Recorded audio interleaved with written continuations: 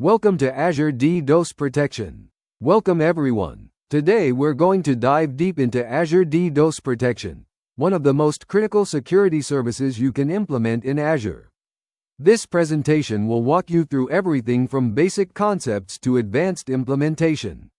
We'll cover the architecture, show you exactly how to set it up with Azure CLI commands, and explore monitoring strategies.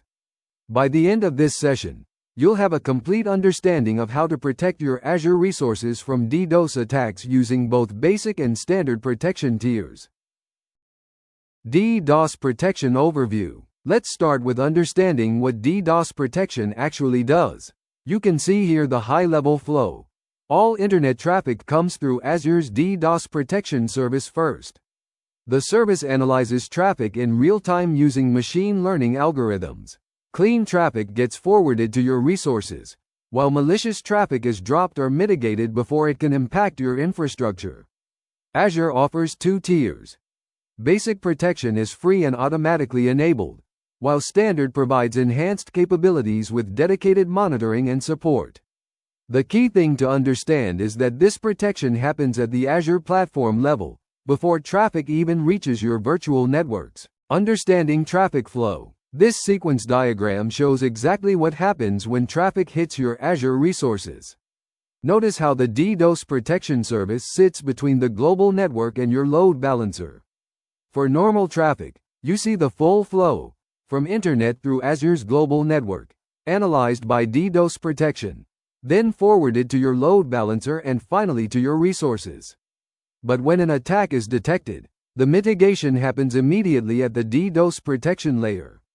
The malicious traffic never reaches your infrastructure, protecting your bandwidth and resources. This is why Azure's approach is so effective.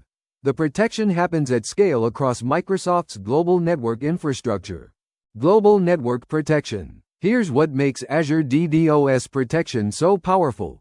It leverages Microsoft's massive global network with edge locations worldwide.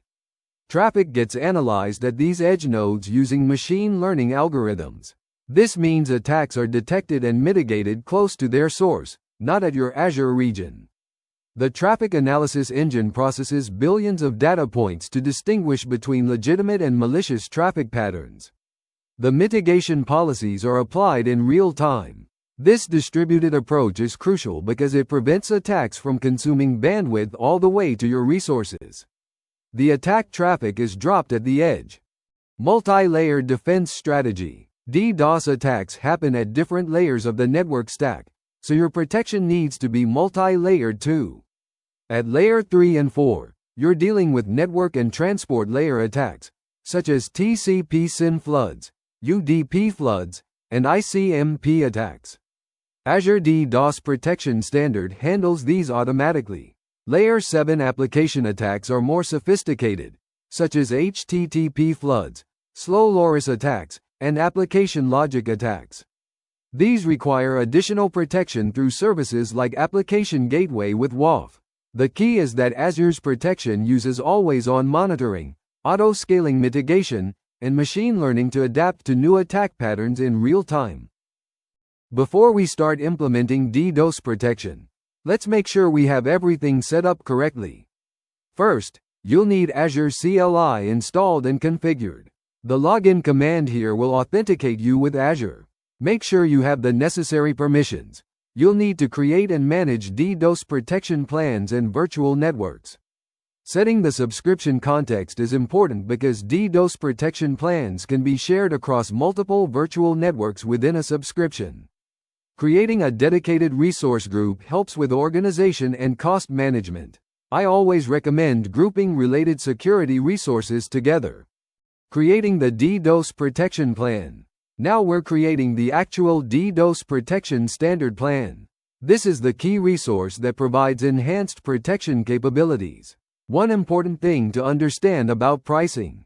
Each DDoS protection plan has a monthly charge, but it can protect up to 100 public IP addresses. Additional IPs are charged per IP per month. The plan provides not just protection, but also detailed attack analytics, rapid response support, and cost protection guarantees during attacks. You can associate this single plan with multiple virtual networks across your subscription, making it very cost-effective for larger deployments. Virtual network configuration. Here we're creating the virtual network that will be protected by our DDoS plan. The address prefix defines your IP address space using CIDR notation. I'm using 10.0.0.0/16 here, which gives us plenty of IP addresses to work with. You might use different ranges like 172.16.0.0/12 or 192.168.0.0/16 depending on your networking requirements. The subnet creation follows network segmentation best practices. The web subnet hosts internet-facing resources that benefit most from DDoS protection. Separating web-facing resources from backend services in different subnets is crucial for security. It allows you to apply different security policies and access controls, enabling DDoS protection. This is where we actually enable DDoS protection standard on our virtual network. Notice that we need the full Azure Resource Manager ID for the DDoS protection plan. You can get this resource ID using the AZ Network DDoS Protection Show command with the query ID parameter. This associates all public IP addresses in this virtual network with enhanced protection. Once this association is made, all standard SKU public IPs in this virtual network automatically inherit DDoS protection standard capabilities. Remember, this is different from basic protection, which is always on. Standard protection requires this explicit association and comes with additional costs, but provides much better capability. Standard SKU public IP. Creating the right type of public IP address is crucial for DDoS protection. Notice we are using standard SKU here. This is a requirement for DDoS protection standard features. Basic SKU public IPs only get basic DDoS protection, regardless of your virtual network settings. So always use standard SKU for production workloads. Static allocation is recommended because it provides predictable IP addresses that you can whitelist in external systems or use for DNS configuration. The DNS name parameter creates a globally unique DNS label, which is helpful for accessing your resources without remembering IP addresses. Comprehensive monitoring strategy. Monitoring is absolutely critical for DDoS protection. This diagram shows the complete monitoring ecosystem once an attack is detected. Azure Monitor collects metrics like under DDoS attack and DDoS mitigation triggered. These metrics feed into log analytics for detailed analysis and to trigger alerts for immediate response. The alerting system can notify you through multiple channels, such as email for detailed information, SMS for immediate awareness, and webhooks for automated responses. Logic Apps integration allows you to create sophisticated automated responses, like scaling resources, adjusting security policies, or triggering incident response workflows. Setting up Log Analytics. Log Analytics Workspace is your central location for storing and analyzing DDoS protection data. The per GB 2018 pricing tier is the modern pricing model that most customers should use. This workspace will store diagnostic logs, attack analytics, and enable custom queries for security analysis. You can correlate DDoS events with other security logs from your environment. The workspace name needs to be globally unique across Azure, so use a naming convention that includes your organization or project identifier. Consider the retention requirements for your logs based on compliance needs. Longer retention periods will increase storage costs but provide better historical analysis capabilities. Comprehensive logging configuration. Diagnostic settings capture three crucial types of DDoS-related logs. DDoS protection notifications tell you when attacks start and stop. These are essential for real-time alerting. DDoS mitigation flow logs provide detailed information about traffic patterns during mitigation. This is incredibly valuable for post-attack analysis and understanding attack characteristics. DDoS mitigation reports give you comprehensive post-attack summaries that are perfect for forensics, compliance reporting, and improving your defenses. The 30-day retention policy here is a good starting point, but adjust it based on your compliance requirements. Some organizations need longer retention for audit purposes. Real-time alerting setup. Action groups define who gets notified and how when DDoS attacks are detected. I recommend setting up multiple notification methods for redundancy. Email notifications provide detailed information that your security team can act on. SMS ensures someone gets notified immediately even if they're not at their computer. Webhook receivers allow integration with external systems like PagerDuty, ServiceNow, or custom notification systems. Logic app receivers enable sophisticated automated responses. The short name is used in SMS notifications, so keep it concise but descriptive. You want people to immediately understand this is a DDoS alert.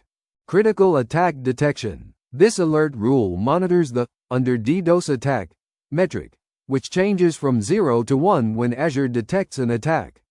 The severity level 1 makes this an error level alert. Notice the 1-minute window and evaluation frequency. This ensures you are notified immediately when an attack starts. For DDoS attacks, every second counts. The condition, average under DDoS attack greater than 0, triggers when any DDoS attack is detected against this public IP address. This metric is binary. Either you're under attack or you're not. Make sure your action group is configured correctly because this alert will be your first indication that something is happening to your infrastructure. Monitoring mitigation effectiveness. The packets dropped DDoS metric helps you assess both attack severity and mitigation effectiveness. A threshold of 1,000 packets is just a starting point. You'll want to monitor your baseline traffic patterns for a few weeks to determine appropriate thresholds for your environment. What's normal for one application might be abnormal for another. The 5-minute window with 1-minute evaluation gives you a balance between responsiveness and avoiding false positives from brief traffic spikes. This metric helps you understand the scale of attacks you're experiencing and whether your protection is working effectively. Layer 7 Protection Strategy. While DDoS Protection Standard handles network and transport layer attacks, you need Application Gateway with WAF for application layer protection. The WAF v2 SKU provides auto-scaling capabilities, which is crucial during traffic spikes. The minimum and maximum capacity settings ensure you have baseline capacity while allowing scaling during attacks. Auto-scaling is particularly important for DDoS protection because attacks can cause sudden traffic spikes. Manual scaling might not be fast enough to respond to attacks. This creates a comprehensive defense. DDoS protection standard at layers 3 and 4, and WAF at layer 7, providing protection across the entire network stack. Application level rate limiting. Rate limiting is crucial for preventing application layer DDoS attacks that might slip through network level protection. This rule blocks clients exceeding 1,000 requests per minute. The threshold should be based on legitimate user behavior analysis. Monitor your normal traffic patterns to understand typical request rates from legitimate users. Consider implementing different rate limits for different endpoints. Your API endpoints might have different capacity than those serving static content. Remember to implement whitelist rules for trusted IP ranges like your office networks or partner systems that might have higher legitimate request rates. Network-level access control. Network security groups provide an additional layer of filtering that complements DDoS protection. They control traffic at the subnet level, based on rules you define. The rule priority system is important to understand. Lower numbers are processed first. Always ensure your allow rules have lower priority numbers than your deny rules. While this example shows allowing HTTP and HTTPS from anywhere, in production, you might want to restrict source addresses to specific ranges, or use a CDN to filter traffic first. The explicit deny rule provides better visibility and control than relying on the implicit deny. You can see in logs exactly what traffic is being blocked. Advanced analytics and reporting. These KQL queries help you analyze DDoS attacks and understand patterns. The first query shows attack notifications from the last 24 hours, including timing information. Use this data to understand attack frequency, duration, and timing patterns. Are you being attacked at specific times? Are attacks getting longer or more frequent? The packet drop analysis query helps assess mitigation effectiveness. You can see when mitigation kicks in and how many packets are being dropped. Regular analysis of this data helps you tune your protection settings and understand the threat landscape facing your organization. Remember to export this data for compliance reporting and to share with your security team for broader threat intelligence analysis.